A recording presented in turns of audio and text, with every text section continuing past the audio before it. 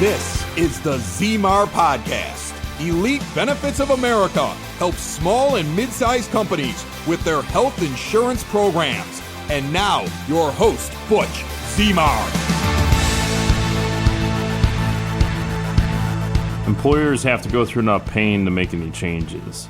Kaiser Family Foundation did a survey among employers claiming that plan administrators and employers are 87% satisfied with their current coverage and their healthcare access and cost. It's alarming because a lot of people will complain that this is getting crazy, they're pulling their hair out. Part of it is time, and we'll get the time and manpower in a second. And I know in our office, we actually get phone calls when we get new opportunities, or even our current clients, that they always call and complain about the price, no matter what it is. It could be $1 and an increase to $1.10, and they're still going to cry about it. And I say that respectfully because obviously they have a valid concern, and healthcare costs are going up on a regular basis, but so is everything else, right? And you're utilizing a program on a regular basis. And then on top of that, it's essentially giving an employee a business credit card and saying, go spend the money as you will. And you're not even reimbursing the employee for the expense. You're just paying the credit card bill. And it's unlimited. There's no control of the measures. I mean, sure, the insurance company puts some element of measures to control some of the cost, but then these employers end up being the squeaky wheel, and they try to make a mess of this renewal, but then they don't invest a whole lot of time or try to figure out where things are going and how do we reverse the trend. And in the end, after all the complaining, they usually end up saying, you know what, we're just going to stay right where we're at. We're not making any changes. And that could be not switching to a new broker. It could also be not switching health plans. It could be not changing a program.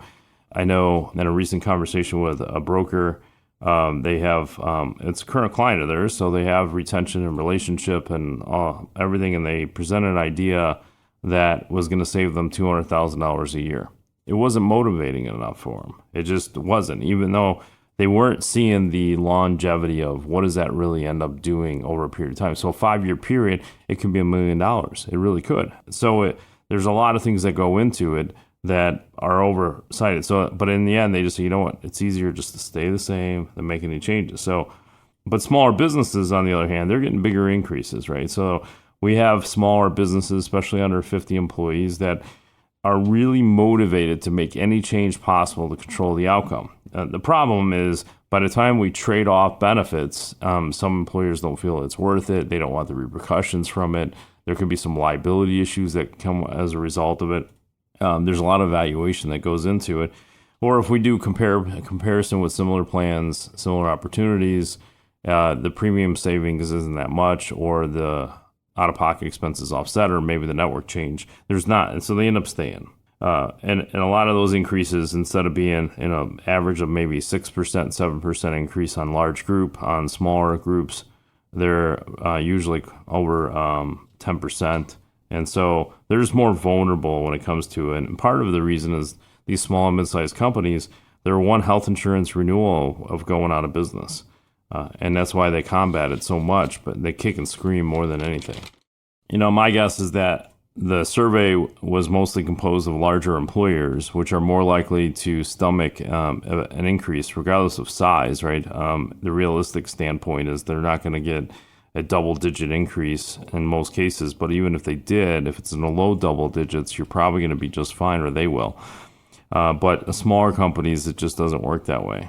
One big double-digit increase can change whether or not they keep an employee or not that they need, and they're probably understaffed to begin with.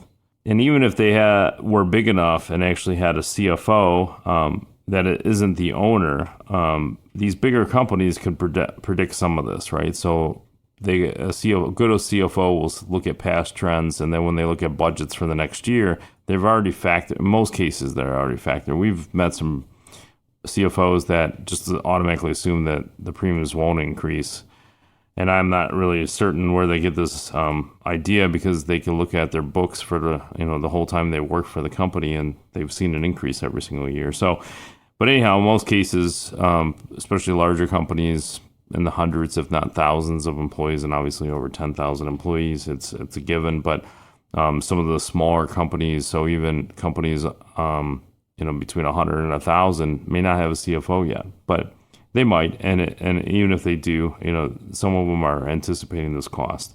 And despite any of the increases or any challenges at claim time or provider network access changes that occur even on the existing plan, overall they're satisfied with that plan. And even from a business development standpoint, from an insurance agency, that's why sometimes it's hard. The buying cycle on some of these plans are definitely longer, right? So it might take several renewals to get a relationship. I have one account. It took me 5 years to finally win their business, right? I had another one. It took longer, closer to 10 years. And the only reason that we end up getting the business because I kept calling them over a period of time. We got to know each other along the way. And the current agent had passed on. And so, unfortunately. And so I was just the next opportunity in there. So I'm just saying that, they get overly satisfied and they end up staying where they're at. But speaking of brokers, though, in the same survey by the Kaiser Family Foundation, 95% will keep their broker even if they're actually doing a bad job. And so there's bad agents out there, and some of them are masked with the willingness to retain business. And so, they don't have a process, they don't have procedures, and I'm not down. They're part of the ecosystem, and people will do business with them because they're likable, they're trustable, but it doesn't always work. And we're in the same boat too, but there's a lot of solopreneurs out there that have large accounts, and they're trying to make sure they retain the business. But, the perception of bad could vary from person to person. So, one example is I could be looked at as bad, and this is, obviously just from past experiences, that I could be looked at bad because somebody forgot what their max out of pocket was. And I somehow didn't paint the picture well enough that this is what's going to happen when you have a claim, even though I provided all the information, they reviewed all the information, and they decided that they were going to keep the existing plan. And somehow it's my fault, right? And so even though we went through everything and answered every question they had at that moment in time, bad could also be representation of compliance issues. It could be bad could be like we don't use technology. So it just varies between people. But employers are, even satisfied with the bad ones. So they just don't like change. And I think part of the reason that they're willing to tolerate a lot of this with the brokers is because they indirectly pay for us. They're not directly writing checks for invoices that we're producing to them. In larger group or self-funded cases, that may be the case. You actually see it and you pay a fee for it. But it's no more than what you would have paid in commissions. It's just not. But they're holding more accountable at that level. For under 100 employees, which is majority of the businesses across America, that's most of them. Even if you even go larger to 1,000, most of them are not paying directly for their benefits, consulting and service. They're just not doing it. And so with that, out of sight, out of mind, right? They're not a line item on the expense sheet for them to evaluate whether or not they should at least get a comparison or a second opinion to see if they're still in the ballpark. Because a lot of times, and I'm not saying it's not justifiable, that there will be an increase in commissions over a period of time in most cases, especially larger companies. And so they keep creeping it up. Well, you need to check this every now and then because there are brokers grossly overpaid for what they're doing, either by design that they increase it enough that they're overcharging, or they're not doing enough work to justify the fee, right? And so it just depends on the situation. I do think in a perfect world that we should be paid directly, but it doesn't work like that in all cases.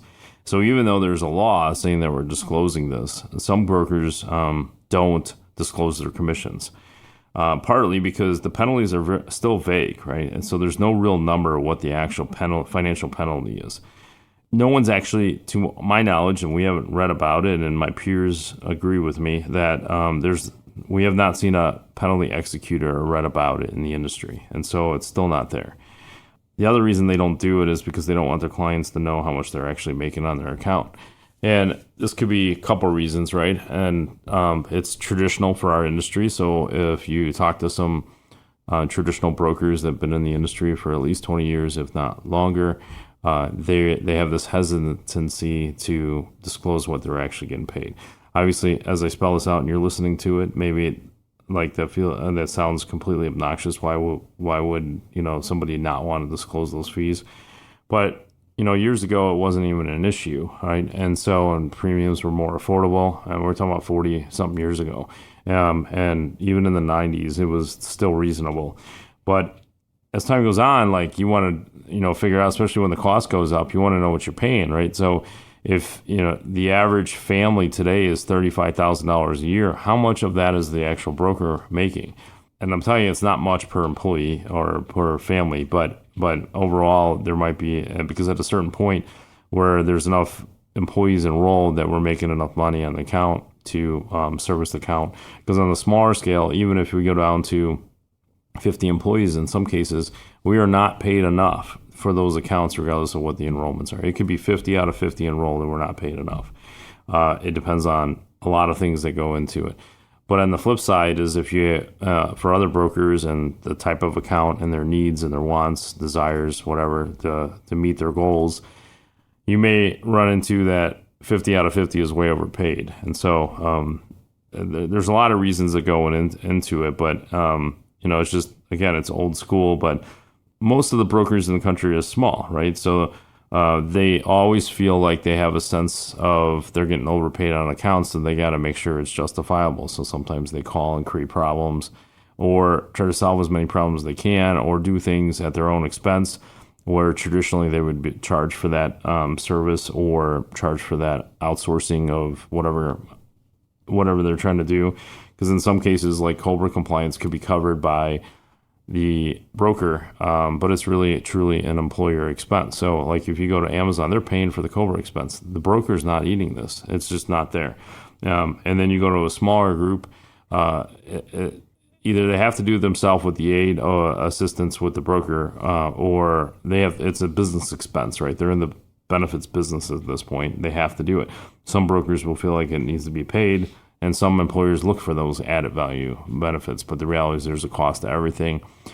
It just depends on what's available, what the resources are, and what's there. Because one broker could get paid $100,000 on an account, but they may be providing $150,000 worth of value if that employer needed to go pay for it on their own. At the same time as the value that $100,000 revenue account may be only $30,000 worth of benefit. At the same time, larger agencies, right, they tout their size and their resources, but in a lot of cases, I wouldn't say all, that they just sit on the cash and they don't provide anything at all. And they talk about it, but then they don't do anything for you, and it's like pulling teeth and do things to get it done. In other cases, I'm not saying that's all of it. Everything's driven based on the agent. You can be in a national company with all kinds of revenue that they can provide everything you need. In fact, your own dedicated account executive and assistant, and the broker, and then an assistant to the broker. All kinds of cash going out the door, but it depends on the agent how much they're willing to do. I mean, it could be a good living for a career, and they just get arrested. So that's why you need to know what you're paying for. And the other thing is, even if you disclose the commissions, and if there's employers listening to this, just take the time to read it, right, and understand it, and ask the questions, right, so you have an understanding of it. It's not an invoice, and that creates an issue too, because there's less urgency to actually review and understand what you're doing. You're not actually writing a check for it. And a lot of times we by accordance to the law, that we can just put the model on there. So somebody actually has to bust out the calculator and figure out what the actual math is of how much commissions are. But the reality is all of it should be separate anyways, right, on the commission level. Even on that disclosure, it should be consultant fees. And a lot of times with companies, even under 100 employees, we're not paid for consulting inside the commissions. It's just there's not enough room for it. But we eat it because that's just the way the industry is. We're still getting paid 1/3 of what we were paid in 2010, and when the Affordable Care Act was signed into law. Larger groups can be a little bit different. When I say large, definitely over 1,000 employees, but the Affordable Care Act changed a lot of that. I think service fees need to be transparent and put out, because this is really what the commissions are being covered for. We're assisting them with service related to enrollments and terminations, and answer any questions for the employee process.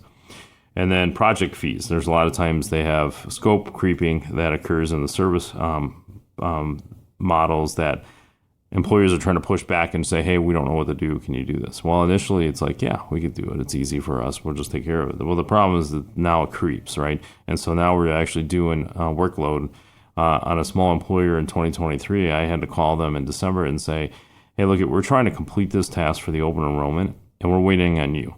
And I have an issue that comes with this, that we had invested 40 hours of work throughout the year and we're not making a whole lot of money in general off of you. And so of course, he argued about the 40 hours, and I'm like, look, we track it all. We have to make sure that we're not overexerting ourselves on accounts that we're not making money. And so, but part of it was because we were doing projects we shouldn't have been doing, but we did as a courtesy for that client. And, other reasons I believe that employers claim that they're satisfied overall, it could be the HR, it could be board of directors, because it's a hassle to make any changes, right? So it's easier to deal with the increase or the way it's set up versus making anything better. It's, most people don't want change, right? And then they also, think that, convincing a board of directors or owner or CFO to make the change, and some of those may be in the middle of a claim process, they don't want anything changed. And then with larger companies, there might be a board of directors or at least a board of people that work for the company that have to make these kind of decisions, right? And so the concern is that a lot of board members will actually come back and say, well, if there's backlash of change, I might lose my job or position on the board.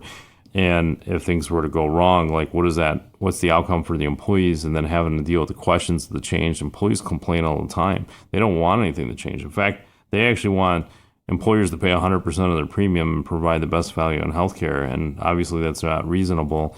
And so good thing about the Affordable Care Act, if you have over, I think the number is 250 W-2s, you have to actually disclose the health insurance premiums on the W-2. But there's also ACA reporting where over 50 employees that there's reporting that you had health insurance. So some of it's being disclosed to the employee. I think it needs to be more because it is part of the benefit package, right? So you're paid a salary plus benefits, 401k, all that is a package deal, right? So they need to know how much that value is. It's not just what you're getting paid. The other thing is everybody has this thing that it needs to happen right now for us to see the value. And some of these procedures that companies are going through to reverse the trend of healthcare take time. All right. And so it's like moving a big cruise ship in the middle of the sea and changing completely different navigation channels. You might have to completely go, around it, like we're talking about maritime, completely around the Horn of Africa in order to change directions, right? There's so many things that go involved.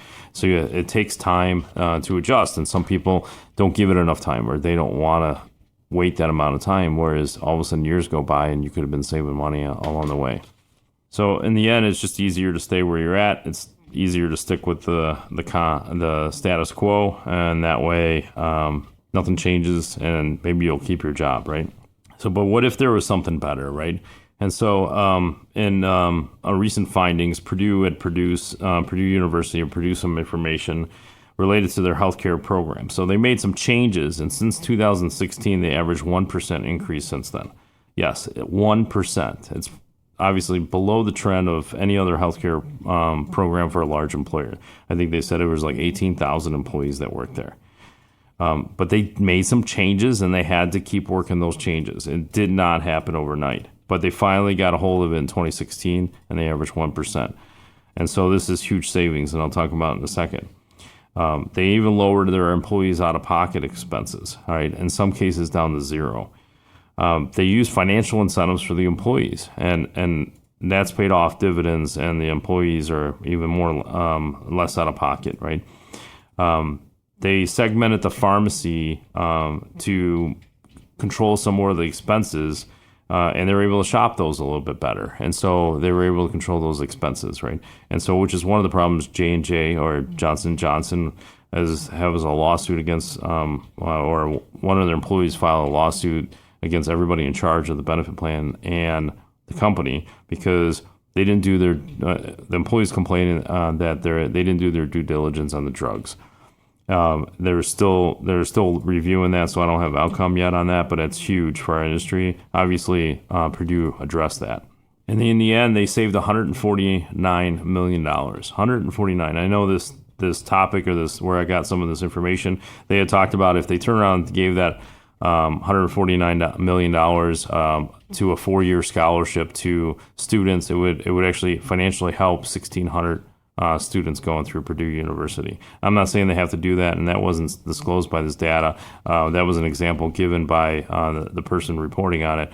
Just saying hypothetically, that's how big the savings are. But of that, $50 million in savings was directly impacted to the employee level. And so when you look at that and the study that this journalist put it together, that the average was about $2,700, almost $2,800 in savings to the employee. They can reinvest that in retirement and add a little bit more over a period of time because of compounded interest. And obviously that's a huge impact. And then also you're still paying less for healthcare. And then part of this journalist that came up with this data with the Purdue University, they actually had a conversation with the person that did it. And they're like, how did you put all this together? And then as any good leader, they pointed at their staff and said, my staff helped me put it all together and made it work. And okay, well, if it's staff, and they had a series of questions, but just to summarize, basically they have 26 people that are helping with this, with benefits and retirement and other insurance programs. There's 26 people managing all this, and they have this huge team, right?